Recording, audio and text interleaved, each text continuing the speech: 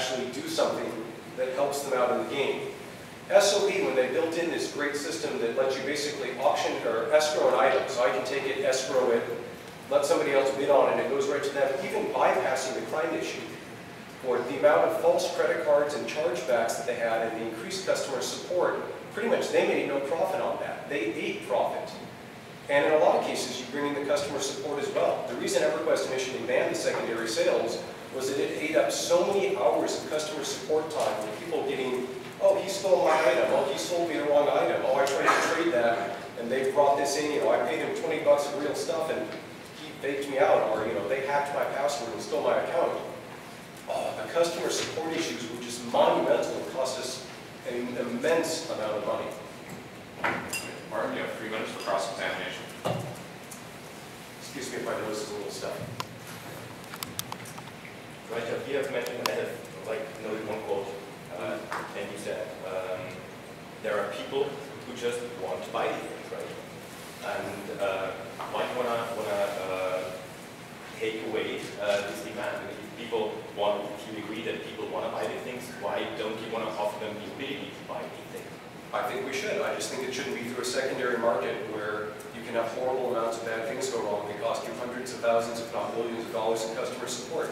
If you really think your game demands it, it's a flaw in gameplay, and you should actually put it in and let them buy it legitimately. Right. From a, you mentioned you were deeply involved in MMOs 1. Mm-hmm. I lost many years of my life. Right. so obviously you have somehow learned a lesson. Otherwise, you wouldn't have introduced a legitimate secondary market onto MMOs 2. So why did you do that? If you I actually argued against that. I was overruled. John Smedley is very good about monetizing things. And I and a couple other designers said, we think this will massively demotivate our player base. And you will note that EQ2 has less subscribers than EQ1. From a target group perspective, you're totally talking about like persistent plays and long-term relationships. Isn't this something that was important yesterday and in the present is more about also targeting, having like multiple target segments, having all the casual gamers or less hardcore players in a really important target group that has to be addressed, and these guys demand that, and you're just like cutting out these target group by just neglecting the demand and prohibiting a proper solution. I don't think there's a huge demand for people coming in saying, I want to buy these things. I mean, there are people who buy them. I don't think that if you had a game without them, it would do less well. In fact, it would probably do better. Well, the market is a 2 billion market, so there are a few people who... It's a 2 billion market in China. China has a whole different series of... I mean, they have free-to-play MMOs. We're talking about a very Western style of thing here. China is a whole different Wild West, and they have different subscription methods, different markets. 2 billion is a global number, they're a Chinese number. So, okay. I'm sorry, I thought I heard that referred to as a Chinese number. No, so that's a global number. There's a huge demand there. Do you know how much comes out of China for that? I mean, what % of that is North America? I don't know that, but I just know that companies like IG had times where they made like 80 million revenues per year just by facilitating secondary markets in a legitimate way. But right, but again, we're talking about it being good for the game business, the people making the games for it.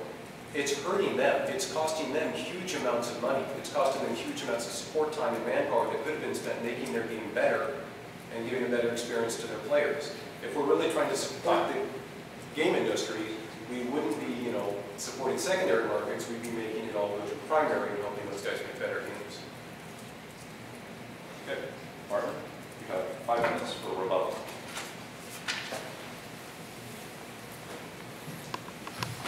Right, so we've heard some problems, and basically I'm not a problem-oriented person, I'm a very solution-oriented person. And this is what I would like to focus on the next 5 minutes, right? So, yes, there might be aspects with gameplay. I totally agree to that.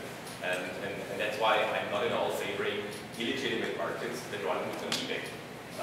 Because this is bypassing publishers and causes all kinds of problems. Job has pointed out.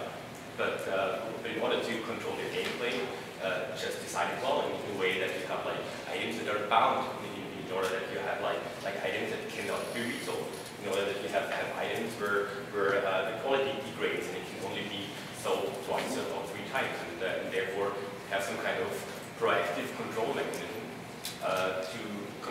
primary market and therefore also control the secondary market. So this means you can make it proper and just limit the number of items that can be traded in the secondary market. The second aspect you brought up, like players are disappointed when they see other people like spend money on that. And again, control your in-game economy well, control the in-game economy well. And just if you do that, you have certain items that just cannot be bought. And therefore, these are items that are totally visible to the community, and they make it very, very clear to all the other players that, hey, this is a really cool player. He has really earned all these super fancy gear and all these super fancy stuff, and he hasn't bought it, right? So in a way, let the community wash out the different target groups and that the community decide how to handle secondary markets in a game. Second, when you mentioned from a customer care perspective and a security perspective. So again, if you have a proper engine in place that guarantees a secure delivery, that guarantees a very transparent care system, that guarantees a very transparent transaction history, that basically these problems are solved proactively rather than they're just brought up as huge hurdles. And basically, just at the end of the day, you satisfy like all the relevant target groups. You satisfy the players who want to sell the stuff. You satisfy the players who want to buy the stuff.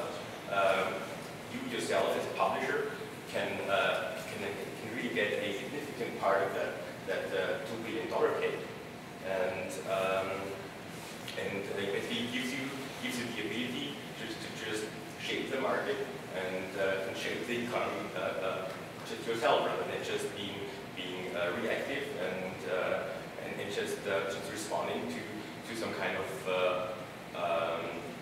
wild things happening because the market demands it. And this is basically my the RCR principle, I like to call it. Like, it's A, revenue, it's B, control, and it's C, retention. Because this is also something you should not underestimate. And this is basically when you talk about players, what they demand, what they don't demand. Just speaking of myself, I'm one of those guys who has those 4 or 5 hours per week on Lojo, and I really hate it when I have to like spend 3/4 on like crafting exercises. This is super boring, and therefore I'm very happy that I have a very nice guild who kind of helped me out with certain equipment, and the community aspect actually helps me solving things. But apart from that, there are other use cases where people are willing to spend money.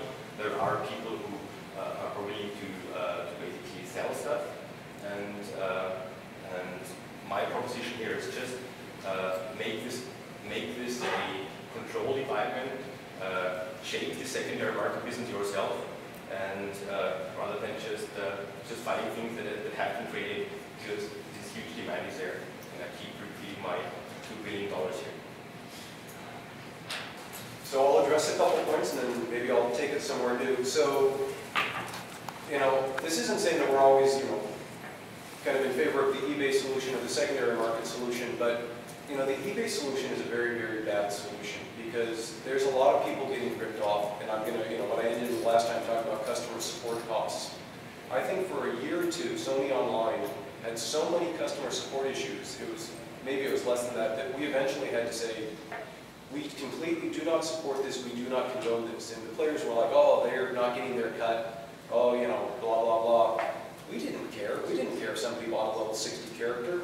We cared when somebody bought a level 60 character, paid $400 or $500 for it, went out not knowing how to play it, died, went back, picked up their corpse, died again, got everybody killed around them, lost their corpse because they didn't know how to get it, and then called our customer support and said, I just spent $600 on your game for this. Why the hell am I having all this trouble killing you?